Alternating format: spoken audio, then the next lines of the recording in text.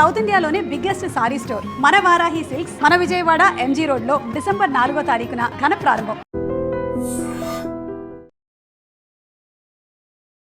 కొన్ని దారుణాలు చూస్తుంటే కొంతమందిలో మానవత్వం అనేదే లేకుండా పోయింది అని అర్థమవుతోంది.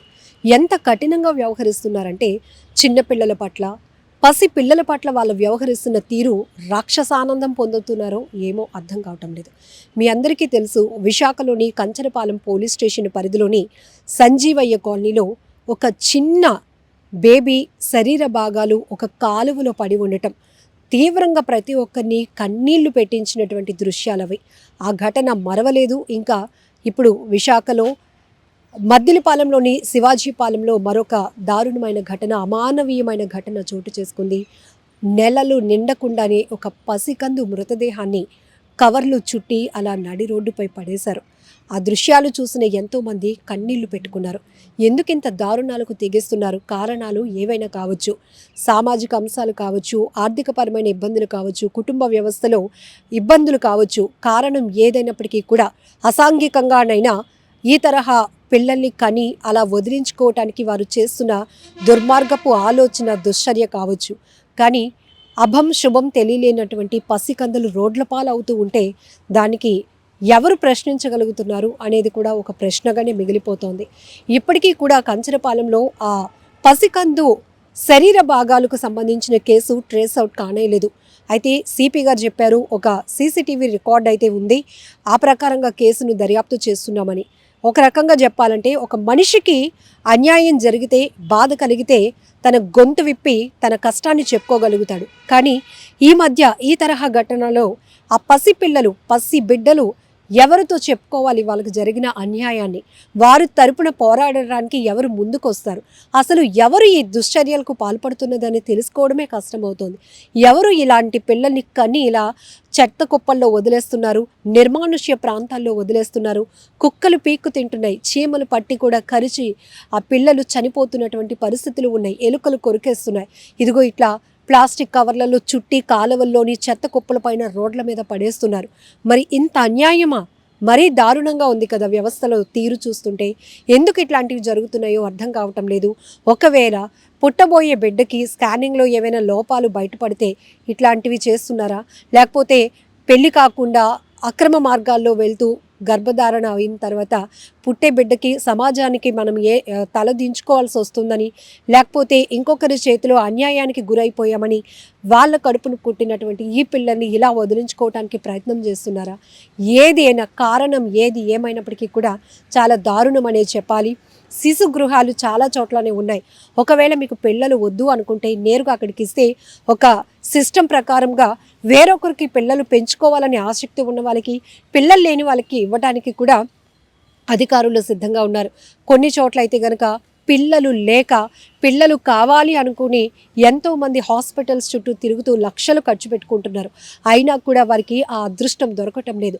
కానీ ఇక్కడ కొంతమంది మాత్రం మాతృమూర్తి అనే ఒక అందమైన పదానికి తీరని మచ్చ తెస్తున్నారు అని చెప్పాలి. వాళ్ళ పొత్తిళ్లలో పాలు తాగాల్సినటువంటి పసిపిల్లల్ని తీసుకెళ్ళి కవర్లలో చుట్టేసో, కుక్కల పాలు చేసేసో, పొదల్లో వదిలేసో, విసిరేసో, చెత్త కుప్పల మీద, కాలువల్లో పిల్లల శరీర భాగాలు కూడా విరిచేసి మరీ పడేస్తున్నారంటే ఇంతకన్నా దారుణమైన వ్యవస్థ ఉందా అని అర్థమవుతోంది. ఇంకొక విషయం ఏంటంటే కంచరపాలెంలో జరిగిన ఘటన మాత్రం మరీ దారుణం. అంటే ఇది ఎవరు చేశారో కనిపెట్టడం కూడా ఇప్పుడు పోలీసులకు పెద్ద సవాల్గా మారింది.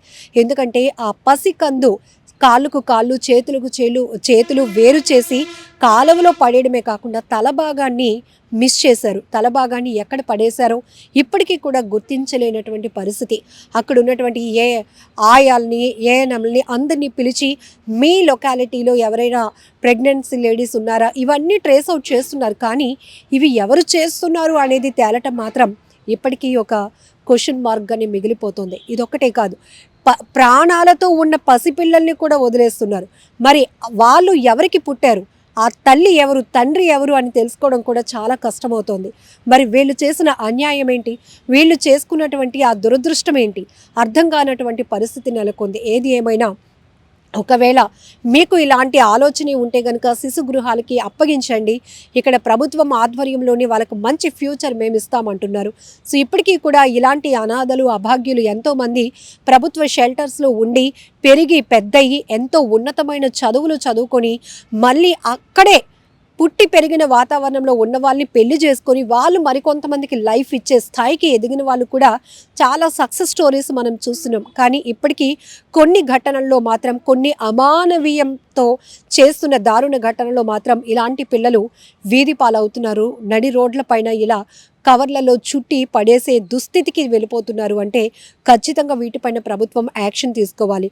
ఇంతకు ముందంతా ఒక సిస్టమ్ నడిచేది, ఒకవేళ తల్లిదండ్రులు వృద్ధులైపోతే వాళ్ళకి కాళ్ళు చేతులు పడిపోయినా అనారోగ్యం పాలైనా పోషించలేమనే కారణాలతో ఇప్పుడే వచ్చేస్తాను ఇక్కడే ఉండమ్మా అని చెప్పి వాళ్ళని నమ్మించి ఆ ముసలితనంలో ఉన్న వాళ్ళ అమాయకత్వాన్ని వీళ్ళు మరొక రకంగా వాడుకొని ఇప్పుడే వచ్చేస్తామని చెప్పి అలా బస్సుల దగ్గర రైల్వే స్టేషన్ల దగ్గర విడిచిపెట్టి నడి రోడ్డుపై విడిచిపెట్టి వెళ్ళిపోయే వాళ్ళకి గవర్నమెంట్ ఒకటే చెప్పింది, ఒక కఠినమైనటువంటి చట్టాన్ని కూడా తీసుకొచ్చింది. ఎందుకంటే సీనియర్ సిటిజన్స్కి కూడా హక్కులు ఉన్నాయి. వాళ్ళని ఎవరైనా ఇలా వీధి పాలు చేస్తే కఠినంగా వ్యవహరించాల్సి ఉంటుంది అని ఒక యాక్ట్ తీసుకొచ్చిన తర్వాత ఈ తరహా ఘటనలు తగ్గాయి. వృద్ధాశ్రమాలు కూడా స్వచ్ఛందంగా రన్ చేస్తూ ఉన్నారు. అలాంటి చోట్ల కూడా వీళ్ళకి ఒక షెల్టర్, ఒక ఆశ్రయం కల్పించబడుతోంది. కానీ ఈ పిల్లల విషయంలో జరుగుతున్న అన్యాయానికి ఎక్కడా కూడా ఇప్పటికీ ఒక సొల్యూషన్ అనేది లేకుండా పోతోంది. కాబట్టి చాలా బాధాకరమైన ఘటన. ఇలాంటి ఘటనల్లో ఎలాంటి ఇనిషియేటివ్ ప్రభుత్వాలు కానీ పోలీస్ వ్యవస్థ కానీ సొసైటీ బాధ్యత కానీ ఉంటే బాగుంటుంది. మీడియా వ్యవస్థలో ఉన్నటువంటి రెస్పాన్సిబిలిటీస్ వీటి గురించి కూడా మీరేమనుకుంటున్నారో మీ వాల్యుబుల్ సజెషన్స్ని కూడా కామెంట్ బాక్స్లో మెన్షన్ చేయండి. నిజంగా ప్రస్తుతం ఉన్నటువంటి సమాజం దేనికి ప్రయారిటీ ఇస్తుంది? ఆర్థిక సంబంధాల చుట్టూ మాత్రమే తిరుగుతుంది. మళ్ళీ ఎన్నికలంగానే చాలా విరక్తి కలుగుతాను. మంచి అనిపిస్తుంది కదా, లేడీస్ కూడా ఛాలెంజింగ్ జాబ్స్ చేసినప్పుడు చాలా బాగుంటది. ట్రాఫిక్ అసిస్టెంట్స్ గా నియమించిన ట్రాన్స్జెండర్స్ అందరితో సాల్యూట్ చేయించుకుంటున్నారు. ఫుడ్ డెలివరీ ఇవ్వటానికి వెళ్ళినటువంటి డెలివరీ బాయ్ అనిల్ పై కళ్ళ ముందు